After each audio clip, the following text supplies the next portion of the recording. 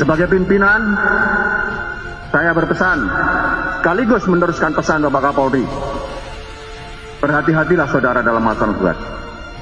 Jangan gegabah, jangan pamrih. Kalau ingin kaya, jangan jadi polisi. Polisi itu pengabdian, rezeki mengikuti. Apalagi di Sumatera Barat ini saya tekankan, jangan berorientasi cari duit di sini. Kerjalah dengan baik, rezeki mengikuti. Berkaitan dengan tren yang berkembang itu, saya perintahkan. Saya tidak katakan saya minta, tapi saya katakan saya perintahkan. Jangan ada lagi saudara-saudara yang menjadi backing atau tokoh-tokoh yang berada di balik peristiwa-peristiwa kejahatan tadi sebagaimana yang disebutkan oleh pengucap Catur Prastya itu. Masih banyak lahan-lahan yang lain yang lebih halal, yang lebih baik, yang lebih mulia, yang lebih terhormat, yang tidak merendahkan harga diri dan martabat saudara-saudara sebagai seorang anggota.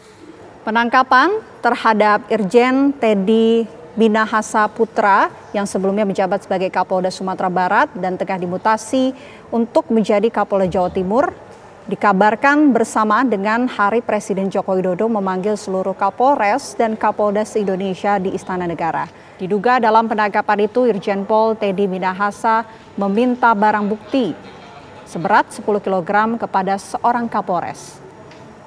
Selanjutnya oleh Irjen Teddy Minahasa 5 kg barang bukti tersebut dijual kepada seorang bandar. Pihak kepolisian kemudian menangkap bandar bernama Mami ini dan saat pemeriksaan berujung pada terungkapnya peran Irjen Teddy Minahasa. Selain sebagai petinggi kepolisian, Irjen Teddy juga menjadi Ketua Umum Harley Davidson Club Indonesia periode 2021 sampai 2026. Irjen Teddy menjadi salah satu Kapolda dengan harta yang melimpah. Menurut LHKPN KPK, total harta Irjen Teddy sebanyak 29 miliar rupiah. Yang pertama terkait dengan masalah pengungkapan narkoba. Jadi sudah berkali-kali saya sampaikan kepada seluruh jajaran bahwa tidak ada yang bermain-main dengan masalah narkoba. Yang namanya narkoba harus betul-betul dilakukan pemberantasan.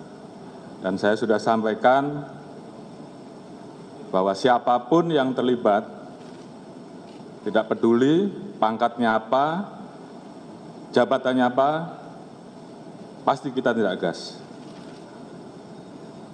Karena itu bagian komitmen dari kami untuk melakukan bersih-bersih di institusi Polri.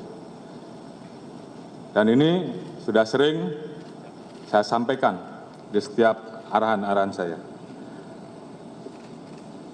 Beberapa hari yang lalu, Polda Metro melakukan pengungkapan terhadap jaringan peredaran gelap narkoba.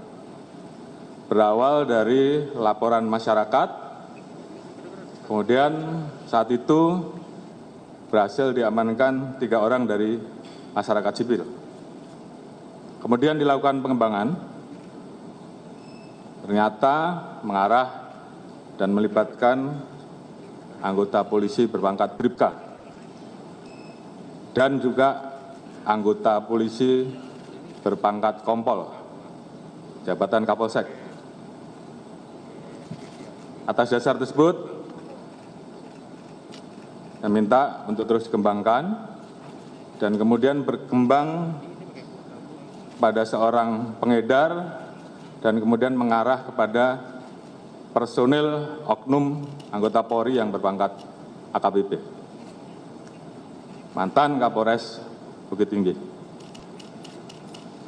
Dari situ kemudian kita melihat ada keterlibatan Irjen TM Atas dasar hal tersebut, kemarin saya minta Kadipropam untuk menjemput dan melakukan pemeriksaan terhadap Irjen TM. Tadi pagi telah dilaksanakan gelar untuk menentukan, dan saat ini Irjen TM dinyatakan sebagai terduga pelanggar dan sudah dilakukan penempatan khusus. Kemudian tentunya terkait dengan hal tersebut, saya minta agar Kadipropam segera melaksanakan pemeriksaan terkait etik untuk kemudian bisa kita proses dengan ancaman hukuman PTDH. Selain itu, saya minta kepada Kapolda Metro untuk melanjutkan proses terkait dengan penanganan kasus pidananya. Jadi saya minta siapapun itu, apakah itu masyarakat sipil, ataukah Polri, bahkan sampai Irjen TM sekalipun, saya minta untuk diproses tuntas dan terus dikembangkan. Jadi ada dua hal, proses etik dan proses pidana.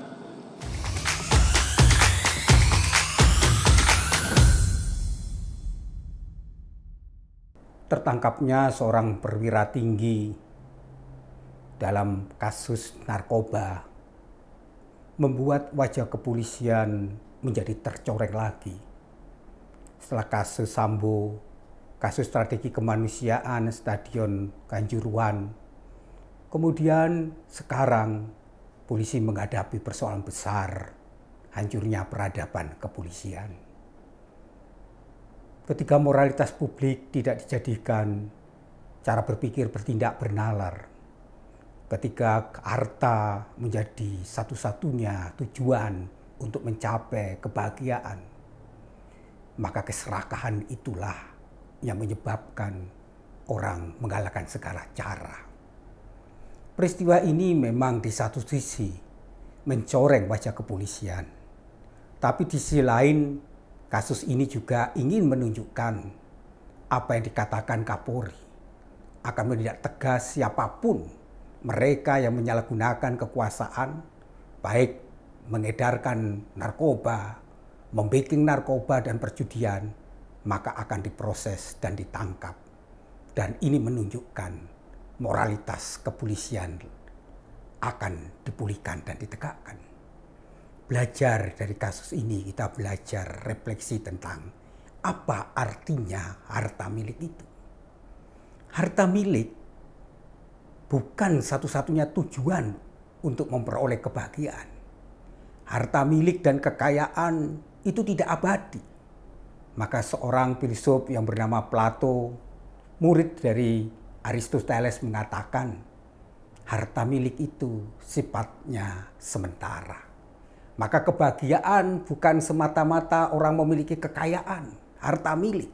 Tapi kebahagiaan itu ketika orang merasa cukup dan mampu hidup bahagia, ketika orang mampu menjadi dirinya sendiri.